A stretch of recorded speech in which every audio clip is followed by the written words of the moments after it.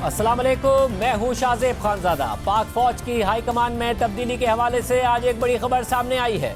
एक बहुत बड़ा मामला था जो बज़ाहिर तय हो गया है। Army chief general Qamar Javed Bajwa ने ऐलान कर दिया है कि वो बतौर आर्मी चीफ तौसी लेने में दिलचस्पी नहीं रखते और 29 नवंबर को अपनी मुद्दत पूरी होने पर रिटायर हो जाएंगे। दूसरी तरफ हुकूमत ने भी वादे कर दिया है कि आर्मी चीफ की तैनाती का अमल रवा माह के आखिर या अगले माह शुरू हो जाएगा।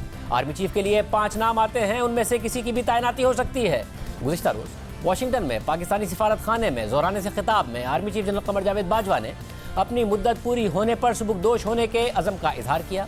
इस मौके पर गैर रस्मी गुफ्तगू करते हुए जनरल कमर जावेद बाजवा ने कहा कि मुसल्लह अफवाज खुद को सियासत से दूर कर चुकी और दूर ही रहना चाहती हैं। आर्मी चीफ का कहना था कि मुल्क की बीमार मईशत को बहाल करना मुआशरे के हर हिस्सेदार की तरजीह होनी चाहिए। मजबूत मईशत के बगैर कौम अपने टारगेट हासिल नहीं कर सकेगी और मजबूत मईशत के बगैर सिफारतकारी नहीं हो सकती। नए आर्मी चीफ की तैनाती अगले माह होनी है, जिसको इमरान खान ने आजकल अपनी सियासत का महवर बनाया हुआ है। और आज आर्मी चीफ की तैनाती के ऐलान के बाद भी और ये कहने के बाद भी कि वो तौसी नहीं लेना चाहते, तब भी तहरीक इंसाफ ने यही पोजीशन ली है कि वो 28 नवंबर से पहले हुकूमत गिरा सकती है और निगरां हुकूमत ने आर्मी चीफ तैनात नहीं कर सकती है। पहले इमरान खान मुसलसल कहते रहे कि मौजूदा हुकूमत को नए आर्मी चीफ की तैनाती का हक ही नहीं है। बार बार ये बात दोहराते रहे, जलसों में भी ये बात कहते रहे और इंटरव्यूज में भी इसी पर जोर देते रहे, लेकिन फिर खुद ही ये भी कह दिया कि आर्मी चीफ की तैनाती इलेक्शन के बाद नई हुकूमत को करनी चाहिए और इसके लिए मौजूदा आर्मी चीफ को तौसी देने की गुंजाइश निकाली जा सकती है। ज़राए के मुताबिक गुज़िश्ता दिनों सहाफ़ियों से मुलाकात में इमरान खान ने यह भी कहा कि उन्हें लगता है कि मामला तौसी की तरफ ही जा रहे हैं, लेकिन 14 अप्रैल को DGISPR major general Babar Iftikhar कह चुके हैं कि army chief general Qamar Javed Bajwa ना तो मुद्दत में तौसी तलब कर रहे हैं और ना ही कबूल करेंगे। और कल खुद आर्मी चीफ ने भी ये बात कह दी है। इसके बाद आज वज़ीर दिफा ख्वाजा आसिफ ने कह दिया है कि आर्मी चीफ की तैनाती का अमल रवा माह के आखिरी अगले माह के आगाज़ में शुरू हो जाएगा। ख्वाजा आसिफ का कहना था कि आर्मी चीफ के बयान से क्लैरिटी तो आई है, हमें कोई जल्दी नहीं है, इमरान खान को 2-3 हफ्ते और तरसने दो, मिर्चें लगने दो। प्रोसेस जो है कहीं जाके इस महीने के आखिर में स्टार्ट हो या नवंबर के शुरू में स्टार्ट होगा। कोई ऐसी जल्दी नहीं है। एनू और तड़फन दो 2-3 हफ्ते होर तो जड़ा है एनू मर्चा लगदियां रहंदियां, तो ये लड़ना कोई नहीं, ये फिर इकट्ठे ही नाल निबड़ लवांगे। उन्होंने वहाँ पे जो बात की है, मेरा ख्याल है उससे भी एक क्लैरिटी तो आई है ना। कम से कम जो आज से 6 या 7 दिन या 10 दिन पहले जो थोड़ा सा एक इबहाम था, और इबहाम तो दूर हुआ है, तो आहिस्ता आहिस्ता सारे इबहाम दूर हो जाएंगे। कोई डिसीजन नहीं हुआ। जो रवायत है 5 अशखास के नाम आते हैं, उस 5 में से जो है वो कोई भी अपॉइंट किया जा सकता है। तहरीक इंसाफ के रहनुमा फवाद चौधरी ने इस पर कहा है कि अगर 29 नवंबर से पहले मुल्क में निगरां हुकूमत आ गई तो सुप्रीम कोर्ट के फैसले के मुताबिक वो अहम पॉलिसी फैसले नहीं कर सकेगी। हमारी तैयारी पूरी। गुज़िश्ता दिनों सहाफ़ियों से मुलाकात में इमरान खान ये भी कह चुके हैं कि हमें टॉप 5 नामों में से एक नाम पर एतराज़ है। दूसरी तरफ नून लीग भी टॉप 5 लेफ्टिनेंट जनरल्स में से एक पर एतराज़ उठाती रही है, लेकिन इस सब के बावजूद वज़ीर दिफा ख्वाजा आसिफ हमारे प्रोग्राम में भी कह चुके हैं और आज भी कहा है कि टॉप के 4-5 जनरल्स में से ही कोई एक आर्मी चीफ बन जाएगा, यानी 4 से 5 सीनियर तरीन लेफ्टिनेंट जनरल्स की फहरिस्त में से ही हुकूमत को आर्मी चीफ लगाना है और वो भी मौजूदा आर्मी चीफ के साथ मुशावरत के बाद लगाना है। और हुकूमत ये वादे भी कर चुकी है कि इसी उसूल के तहत अगला आर्मी चीफ लगाया जाएगा। रोजनामा डॉन में आने वाली तफसीलात के मुताबिक इस वक्त सीनियरिटी की बुनियाद पर नया आर्मी चीफ बनने के जो 6 लेफ्टिनेंट जनरल्स मजबूत उम्मीदवार हैं, उनमें से एक लेफ्टिनेंट जनरल आसिम मुनीर हैं। और जिस वक्त नए आर्मी चीफ को लगाने का फैसला होगा तो उस वक्त आसिम मुनीर सबसे सीनियर लेफ्टिनेंट जनरल तस्वुर किए जाएंगे। जबकि दिलचस्प बात यह है कि इमरान खान की हुकूमत आने के फ़ौरन बाद खुद इमरान खान ने बतौर वज़ीर आज़म लेफ्टिनेंट जनरल आसिम मुनीर को DGISI तैनात किया था और उन्होंने 8 महीने इमरान खान के साथ बतौर DGISI काम भी किया था। मगर खबर के मुताबिक आसिम मुनीर भी अगले महीने यानी 27 नवंबर को रिटायर हो जाएंगे। उनका नाम नए आर्मी चीफ के उम्मीदवारों की लिस्ट में होगा या नहीं, इसका हतमी फैसला मौजूदा army chief general Qamar Javed Bajwa करेंगे और उन्हें आर्मी चीफ लगाने या न लगाने का हतमी फैसला वज़ीर आज़म शहबाज शरीफ को करना है। इसी तरह आसिम मुनीर के बाद 5 सीनियर लेफ्टिनेंट जनरल्स में से जो दूसरे सीनियर तरीन लेफ्टिनेंट जनरल हैं वो लेफ्टिनेंट जनरल साहिर शमशाद मिर्ज़ा हैं, जिन्होंने तहरीक तालिबान और दीगर दहशतगर्द जमातों के खिलाफ ऑपरेशन की निगरानी की। अक्टूबर 2021 में लेफ्टिनेंट जनरल साहिर शमशाद को कोर कमांडर रावलपिंडी बना दिया गया और अब वो नए आर्मी चीफ की रेस में शामिल मजबूत उम्मीदवारों में से एक है। इसी तरह सीनियरिटी लिस्ट में नए आर्मी चीफ बनने के जो तीसरे मजबूत उम्मीदवार हैं वो लेफ्टिनेंट जनरल अजहर अब्बास हैं, जो इस वक्त चीफ ऑफ जनरल स्टाफ हैं और भारत से मुतालिक मामलात पर उनकी गिरफ्त सबसे मजबूत तस्वुर की जाती है। इसी तरह आर्मी चीफ के लिए जो चौथे सबसे मजबूत उम्मीदवार हैं वो लेफ्टिनेंट जनरल नौमान महमूद है, जो इस वक्त नेशनल डिफेंस यूनिवर्सिटी के सदर हैं और 2019 से 2021 तक कोर कमांडर पेशावर रह चुके हैं, जहां वो हाल ही में अमरीकी इनखला के आगाज़ पर पाक अफगान सरहद की सिक्योरिटी, निगरानी और फेंसिंग जैसे हसास तरीन मामलों को देखते रहे। और जो 5वें लेफ्टिनेंट जनरल हैं और जो नए आर्मी चीफ बनने की रेस में हो सकते हैं, वो लेफ्टिनेंट जनरल फैज़ हमीद हैं, जो अपने मद्दे मुकाबिल उम्मीदवारों के मुकाबले में सबसे ज़्यादा सियासी बहस व मुबाहिसे का हिस्सा रहे। इमरान खान के दौर में लेफ्टिनेंट जनरल फैज़ हमीद को ISI का सरबराह तैनात किया गया, मगर आखिरी मरहले में जब army chief general Qamar Javed Bajwa ने लेफ्टिनेंट जनरल फैज़ हमीद को कोर कमांडर पेशावर तैनात करने के लिए लेफ्टिनेंट जनरल नदीम अंजुम को ISI का नया सरबराह बनाने की कोशिश की, तो इमरान खान और फौजी क़यादत के दरमियान तनाज़ा खड़ा हो गया था। इमरान खान चाहते थे कि वो किसी भी तरह लेफ्टिनेंट जनरल फैज़ हमीद को ISI का सरबराह बरकरार रखें और इसका वो अपने इंटरव्यू में एतराफ़ भी कर चुके हैं, सियासी वजूहात बता चुके हैं। और इस वक्त लेफ्टिनेंट जनरल फैज़ हमीद कोर कमांडर बहावलपुर हैं। लेफ्टिनेंट जनरल फैज़ हमीद इमरान खान के दौरे हुकूमत में अहम तरीन पोजीशंस पर काम कर चुके हैं। इसी तरह जो छठे लेफ्टिनेंट जनरल सीनियरिटी लिस्ट में मौजूद हैं, वो लेफ्टिनेंट जनरल मोहम्मद आमिर हैं और वो इस वक्त कोर कमांडर गुजरावाला हैं और उन्हें GHQ और कमांड पोजीशंस में काफ़ी तजर्बा हासिल है। तो अगर army chief general Qamar Javed Bajwa 29 नवंबर को अपनी मुद्दत पूरी करने के बाद रिटायर होते हैं, तो रिवायत के मुताबिक इन 6 सीनियर तरीन लेफ्टिनेंट जनरल्स में से ही कोई एक आर्मी चीफ तैनात होगा। मगर तहरीक इंसाफ अब भी दावा कर रही है कि हमारी तैयारी पूरी है और 29 नवंबर से पहले हुकूमत चली जाएगी और निगरान हुकूमत आर्मी चीफ तैनात नहीं कर सकती। और इसके लिए इमरान खान पूरी तैयारी भी कर रहे हैं। कल पेशावर में उन्होंने कारकुनों से हकीकी आज़ादी की जिद्दोजहद में हिस्सा लेने का हल्फ लिया और आज लाहौर में हल्फ लिया है। इस सारी सूरत हाल पर बात करने के लिए हमने तहरीक इंसाफ के रहनुमा को दावत दी, वो नहीं आए। साबिक वज़ीर आज़म उन्होंने के सीनियर रहनुमा शाहिद खान अब्बासी साहब हमारे साथ मौजूद है। भाई साहब बहुत शुक्रिया हमेशा में ज्वाइन करने के लिए। ज़ाहिर है आर्मी चीफ ने भी कह दिया कि वो तोसी की तरफ नहीं देख रहे हैं। आज वज़ीर दिफा ने भी कह दिया कि अक्टूबर के आखिर से ये अमल शुरू हो जाएगा, मगर उसके बावजूद तहरीक इंसाफ ये कह रही है कि हमारी तैयारी पूरी है, हम इस्लामाबाद आ रहे हैं और 29 नवंबर से पहले अगर इंटरिम गवर्नमेंट आ गई तो फिर कैसे ये तैनाती होगी। तो भाई साहब आप अनाउंसमेंट तो आर्मी चीफ ने भी कर दी, आपकी तरफ से भी हो गई, मगर इमरान खान साहब एक तो हल्फ ले रहे हैं, कल उन्होंने पेशावर में लिया, आज लाहौर में अपने कारकुनों से लिया कि आज़ादी तहरीक के लिए जो जिहाद है उसका नाम देते हुए कि कोई भी कुर्बानी देने से दरेग नहीं करेंगे। फिर आज फाज चौधरी साहब ने भी कहा कि उससे पहले अगर इंटरिम गवर्नमेंट आ गई तो नया आर्मी चीफ तैनात नहीं होगा। फिर आज खान साहब ने भी कहा कि राना सनाउल्लाह में कैसे रोक लेगा, हुकूमत कैसे रोक लेगी, चारों तरफ हमारी हुकूमत है, पंजाब, खैबर पख्तूनख्वा, आज़ाद कश्मीर। तो वो अभी भी कॉन्फिडेंट हैं कि आर्मी चीफ ने ना लेनी हो तोसी, आपने ना देनी हो तोसी, मगर तोसी हो सकती। देखें, जहाँ तक सारी बात का ताल्लुक है, ये आज जो न्यूज़ रिपोर्ट्स आई हैं कि आर्मी चीफ ने ये कह दिया है कि कोई एक्सटेंशन नहीं होगी, ये बहुत खुशाइंद बात है कि कम से कम इस इशू पर क्लैरिटी आ गई है। वरना रोज़ स्पेकुलेशन जारी थी कि एक्सटेंशन हो रही है, दूसरी एक्सटेंशन हो रही है, उस पर लोग बहस कर रहे थे। अब प्राइम मिनिस्टर का हक है कि किसी वक्त भी आर्मी चीफ की, नए आर्मी चीफ की तैनाती कर दें और बात ख़त्म हो जाएगी। इस मुल्क की सियासत का महवर आर्मी चीफ की अपॉइंटमेंट नहीं होना चाहिए, मुल्क के मामलात सियासत का महवर होने चाहिए। और आज मुल्क के हालात बहुत तशवीशनाक हैं। वैसा बात दुरुस्त है, मगर मसला है कि आपने फोकस मतलब आपने तजवीज़ दी थी, आपने कहा था कि जल्दी हो जाए, कर दें। अब ख्वाजा आसिफ साहब कह रहे हैं कि नवाज शरीफ साहब की एक रिवायत है जो उन्होंने राइल शरीफ के केस में भी किया, और तो इस महीने के आखिर से या अगले महीने के शुरू से ये मामला शुरू होगा।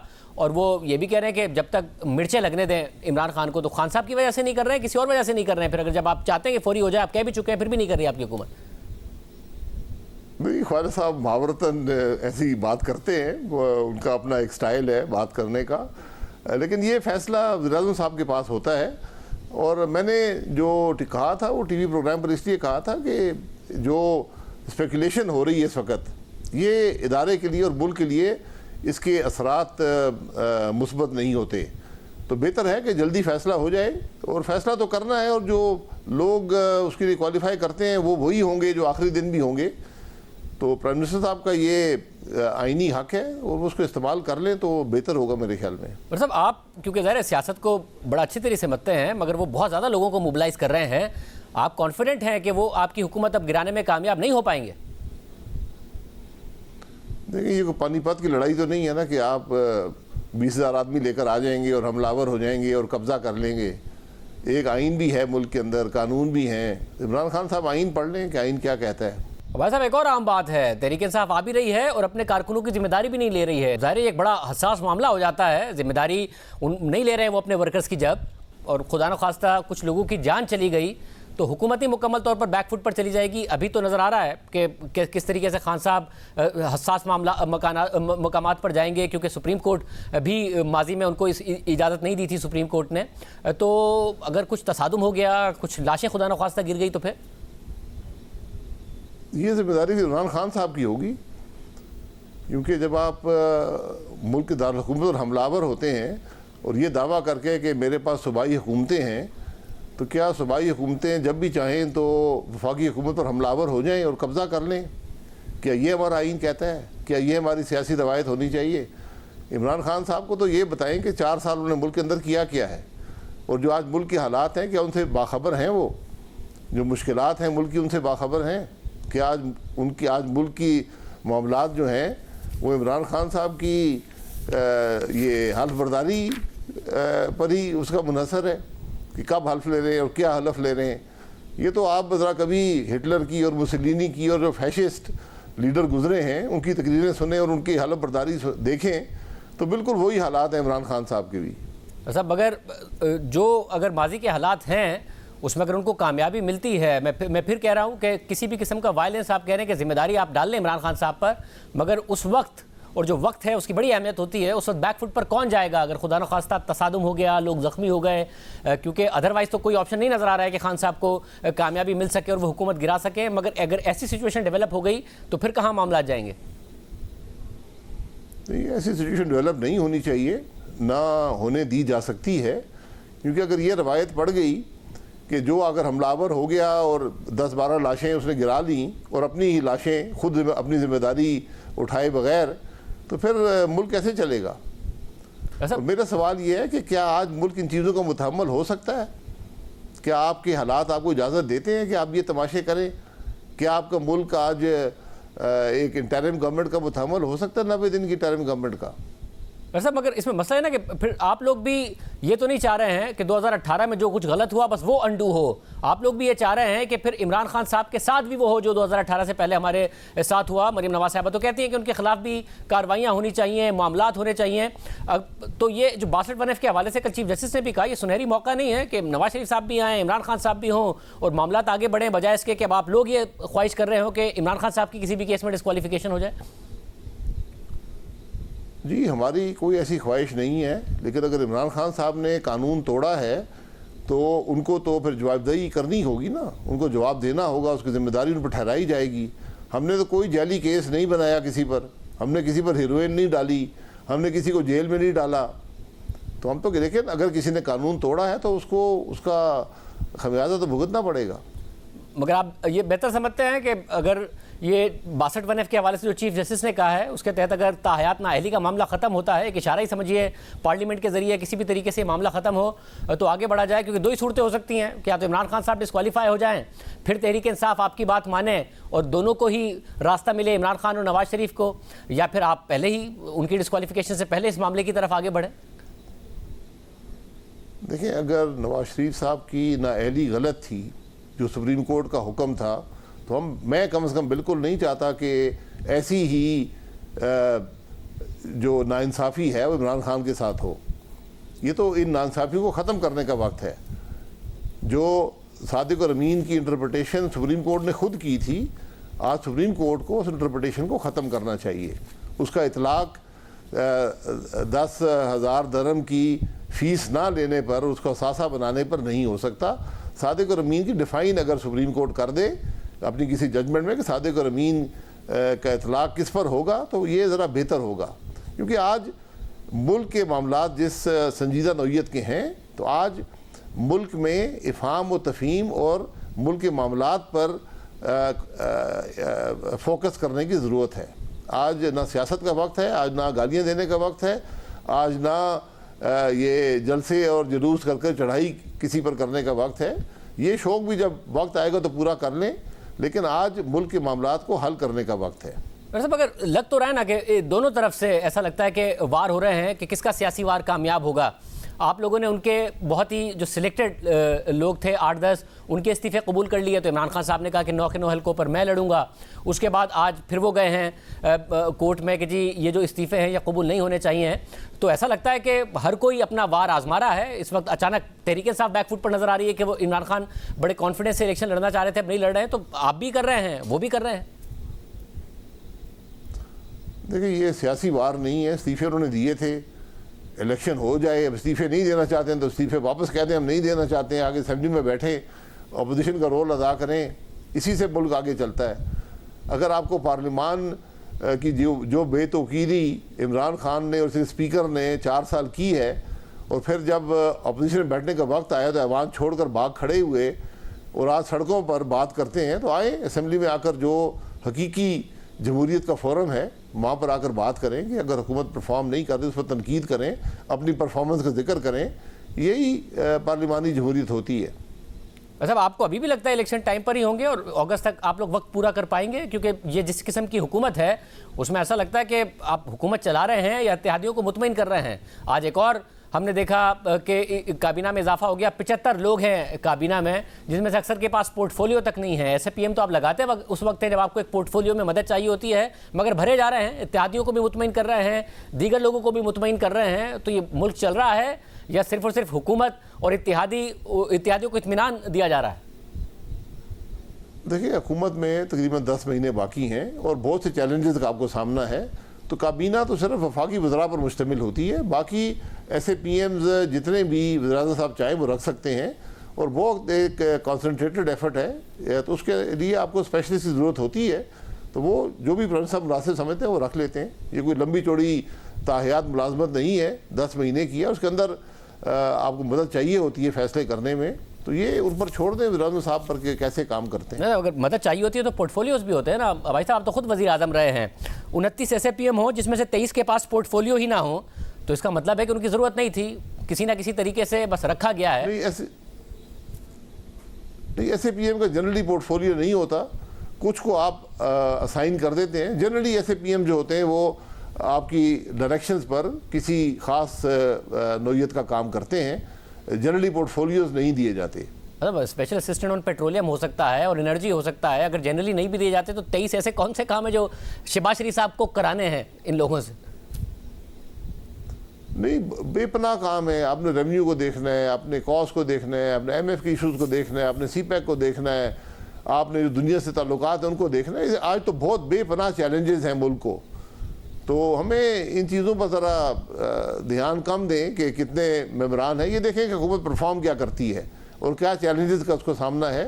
अफराद ही इनका मुकाबला करते हैं, और जो 4 साल में मुल्क की तबाही हुई है वो एक अनप्रेसिडेंटेड है, तो उसका मुकाबला अफराद ही करेंगे। तो प्राइम मिनिस्टर साहब पर ये उनको राइट दे दें कि जितने भी लोग नॉमिनेट करें और जिस तरह भी मेहनत करें, ये उनका काम है। बहुत शुक्रिया। शाहिद खान अब्बासी साहब हमारे साथ मौजूद थे। प्रोग्राम में शामिल करते हैं, क्या इमरान खान साहब आकर वाकई अभी भी, जबकि आर्मी चीफ ने भी कह दिया कि उन्हें तौसीह नहीं चाहिए, मगर इमरान खान की सियासत का मरकज़ इस वक्त नए आर्मी चीफ की तैनाती है, वो 28 नवंबर से पहले हुकूमत गिरा सकते हैं, जिस कॉन्फ्रेंस का इज़हार कर रहे हैं। एक ब्रेक के बाद बात करें।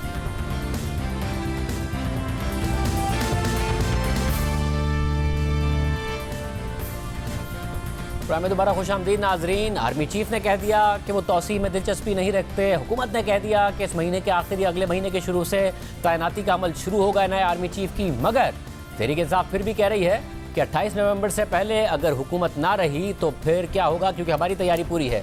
सीनियर साहब तज़किया मुजीबुर रहमान शामी साहब और साफ़ी साहब हमारे साथ मौजूद हैं। बहुत शुक्रिया आप दोनों का। शामी साहब, अब ना तो आर्मी चीफ को दिलचस्पी है तौसीह में, ना हुकूमत तौसीह देना चाह रही है, बल्कि कह रही है कि जी हम नया आर्मी चीफ लगाएंगे, मगर तहरीक इंसाफ अब भी कह रही है कि अगर 28 से पहले हमने हुकूमत गिरा दी और हमारी तैयारी पूरी है तो फिर निगरान हुकूमत नहीं लगा सकेगी नया आर्मी चीफ, और वो ज़ाहिर मौजूदा आर्मी चीफ की तौसीह की बात कर चुके हैं।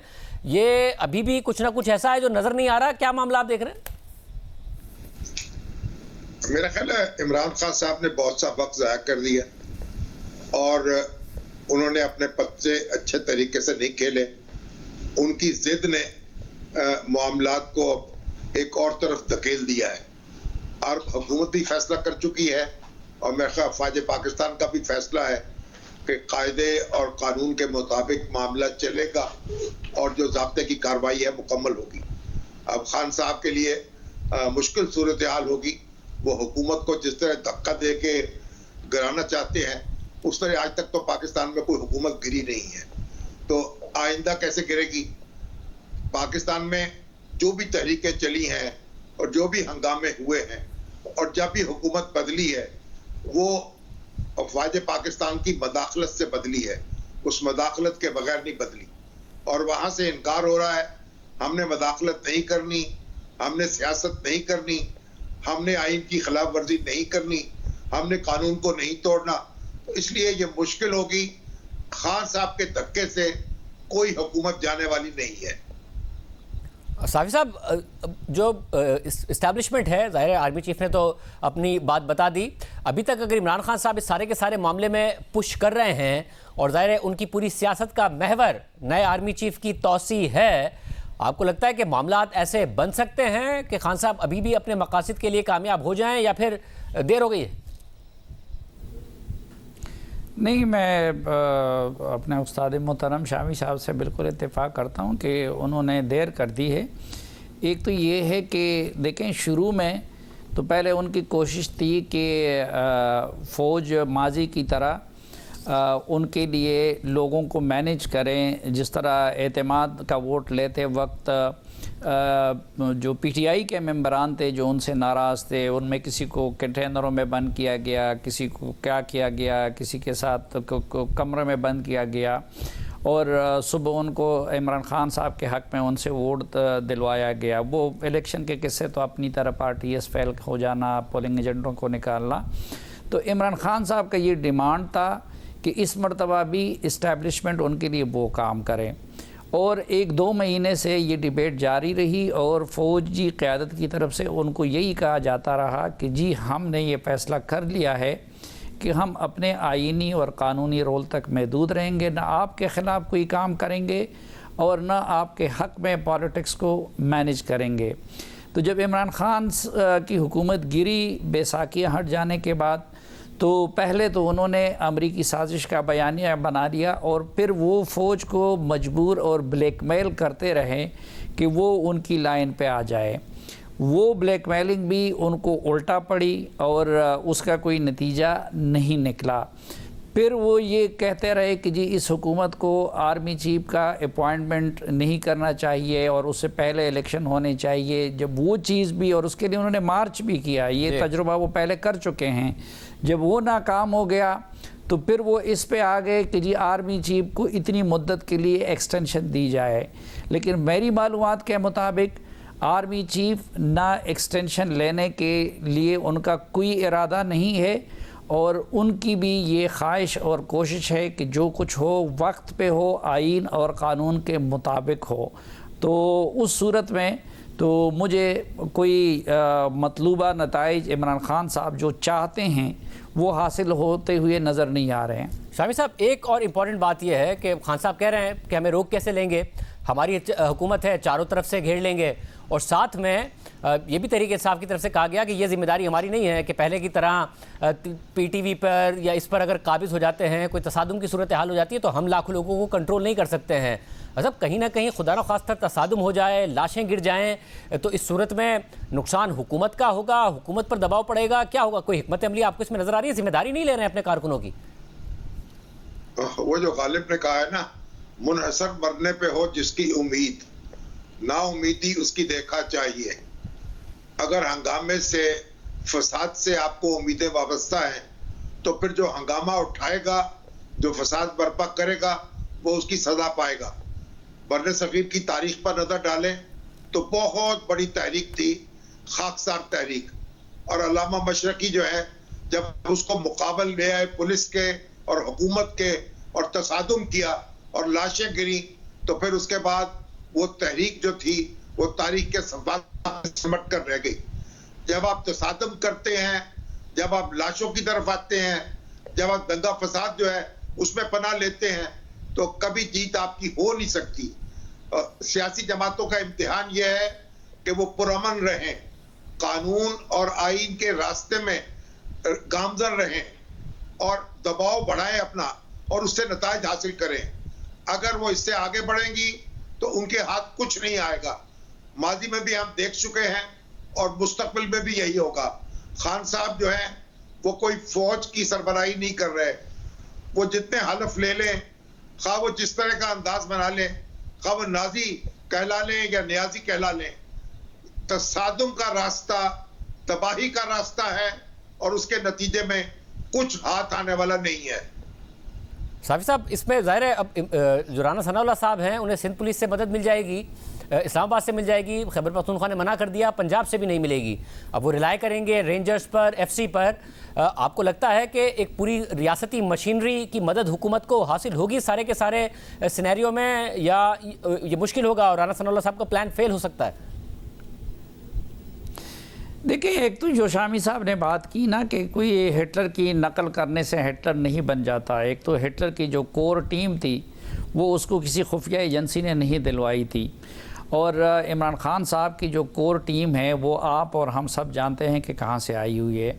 दूसरा, उनके जो लोग हैं वो गाली देने के तो माहिर है, और ख़ुद इमरान खान साहब भी, लेकिन गाली देने वालों में और गोली चलाने वालों में और गोली काने वालों में भी फ़र्क होता है।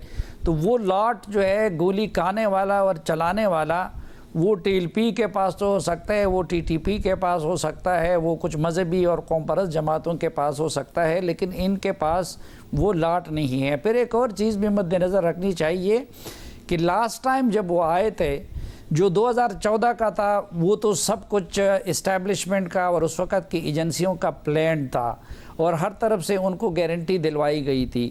जो लास्ट टाइम वो आए थे, तो हमें ये मद्देनज़र रखना चाहिए कि उसके बाद वो सुप्रीम कोर्ट की इजाज़त से आए थे, और सुप्रीम कोर्ट के ऑर्डर को पुलिस ने तामील कर दी, लेकिन इमरान खान ने वायलेट किया क्योंकि उनको H9 पार्क में कहा गया था।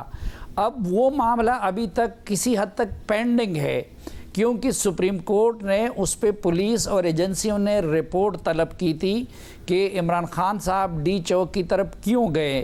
तो हुकूमत का मौक़िफ़ तो ये है कि उस वक़्त उन्होंने सुप्रीम कोर्ट के हुक्म की खिलाफ वर्जी की है और तौहीन अदालत की है, और उस ऑर्डर में भी एक जज, मुअज़्ज़ज़ जज यहया अफरीदी ने ये लिखा था कि उन्होंने तौहीन अदालत की है।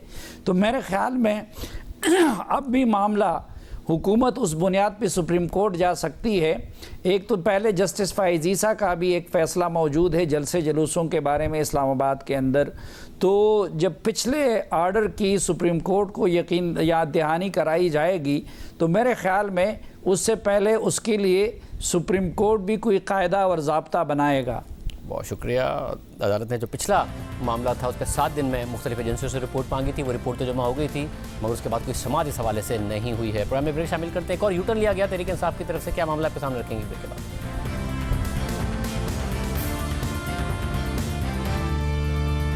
तहरीक इंसाफ के अराकीन के इस्तीफों से मुतालिक हुकूमत और तहरीक इंसाफ दोनों अपने अपने सियासी कार्ड्स खेल रहे हैं।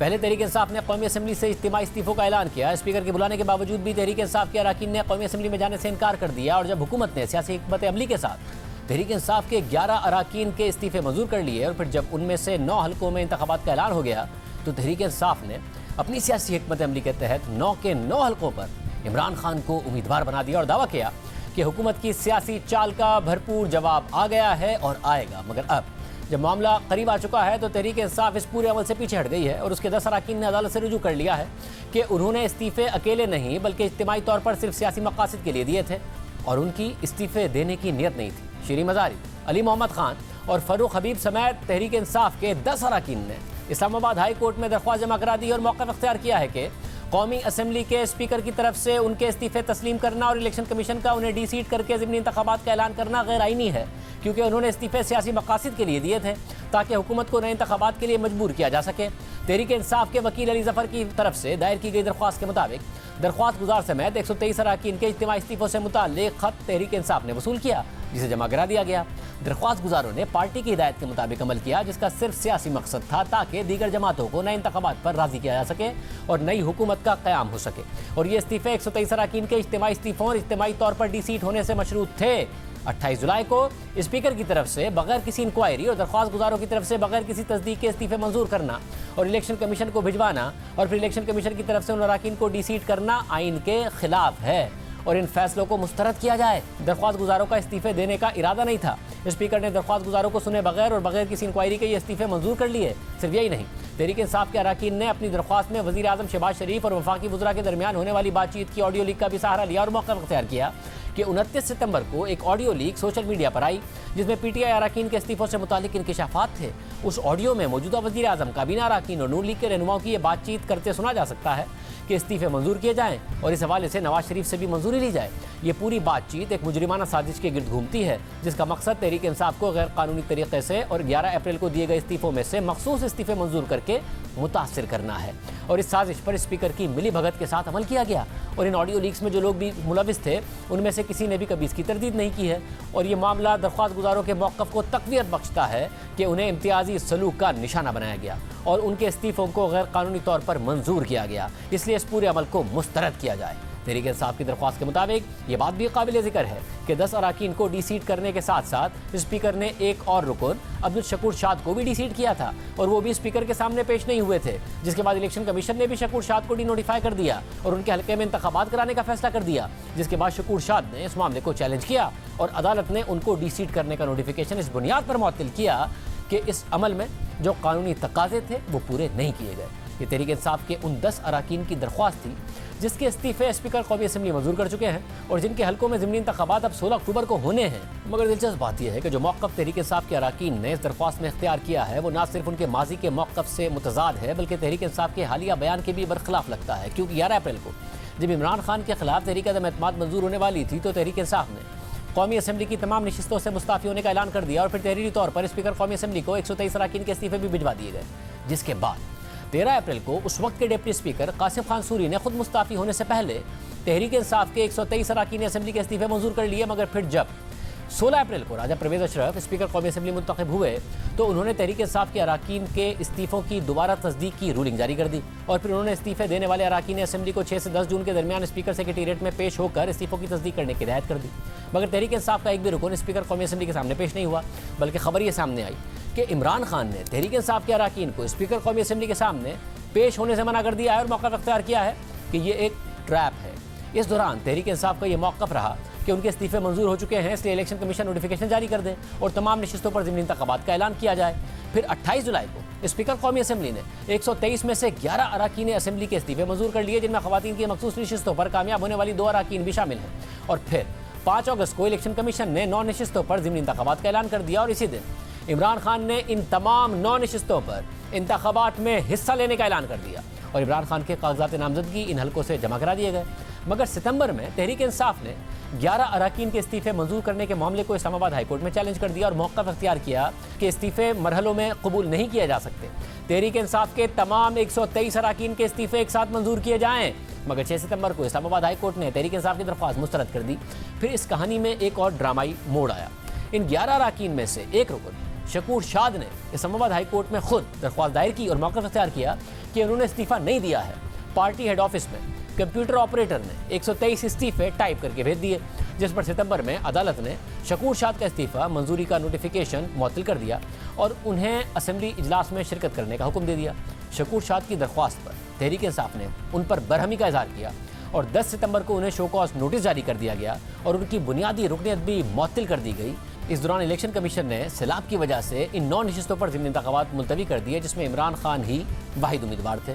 तो तहरीक इंसाफ ने तनकीद की और फौरी इंतखाबात का मुतालबा किया और अब उनमें से 8 नशिस्तों पर 16 अक्टूबर को इंतखाबात होने हैं। मगर तहरीक इंसाफ ये मामला फिर अदालत ले गई है और तहरीक इंसाफ के रहनुमा शकूर शाद ने जब अदालत से रुजू किया था कि उन्होंने इस्तीफ़ा नहीं दिया तो तहरीक इंसाफ शकूर शाद पर बरहम हो गई थी, उन्हें शो कॉज नोटिस जारी कर दिया था, उनकी बुनियादी रुकनियत मुअत्तल कर दी थी। मगर आज तहरीक इंसाफ ने अदालत में वही मौक़िफ़ अख्तियार किया जो शकूर शाद ने किया था और ख़ुद इसका हवाला भी दिया है। सिर्फ यही नहीं, कल तक तहरीक इंसाफ इमरान खान की तरफ से 9 हल्कों में एक साथ इंतखाबात लड़ने का जश्न मना रही थी और दावा कर रही थी कि इन तमाम हल्कों से इमरान खान जीतेंगे। और जब इन हल्कों में ज़िमनी इंतखाबात मौखर हुए तो तहरीक इंसाफ दावा कर रही थी कि नून लीग इलेक्शन से भाग रही है और अब वही तहरीक इंसाफ इन हल्कों में इलेक्शन ना कराने की बात कर रही है। सिर्फ यही नहीं, जब स्पीकर कौमी असम्बली तहरीक इंसाफ के अरकान को असम्बली में बुला रहे थे तो तहरीक इंसाफ जाने से इनकार करती रही और कहती रही कि इस्तीफे तो कासिम सूरी मंजूर कर चुके हैं। और वही तहरीक इंसाफ कह रही है कि स्पीकर कौमी असम्बली को हिदायत दी जाए कि इन अरकान को इस्तीफों से मुतालिक बुलाया जाए। साथ ही इमरान खान गुज़िश्ता दिनों ये भी वादे कर चुके हैं कि अगर साइफर के मामले पर तहकीकात कराई जाए तो वो असम्बली में जाने को तैयार है। यानी हुकूमत और तहरीक इंसाफ दोनों ने इस मामले पर सियासी हिकमत अमली इख्तियार की, सियासी चालें चली और इस वक्त ज़िमनी इंतखाबात के करीब आते ही तहरीक इंसाफ अदालत चली गई है। इस पूरे मामले पर बात करने के लिए हमने तहरीक इंसाफ के रहनुमा इस केस में वकील अली ज़फ़र को प्रोग्राम में शिरकत की दावत दी, मगर उन्होंने जवाब नहीं दिया। इजाज़त दीजिए, अल्लाह हाफ़िज़।